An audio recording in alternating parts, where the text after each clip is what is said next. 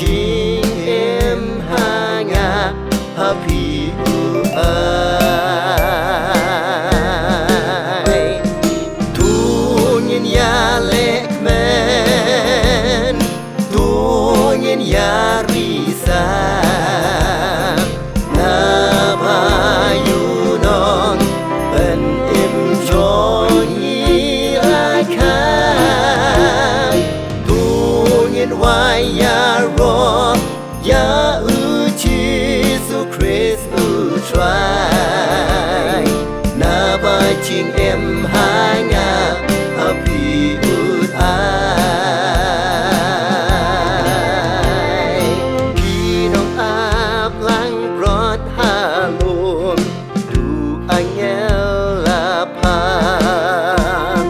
ban pen ai khu bor pa pa hai kamit ken ja ha peng ching thum chong kamit sha Bethlehem kilet ya ching phla chong u lay ban pe tu nhiên ya lek men tu nhiên ya risa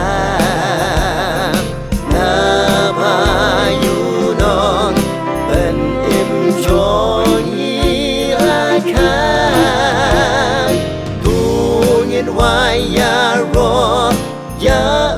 Jesus Christ try na ba ching em ha nga happy ai lai nút ki real start ba storm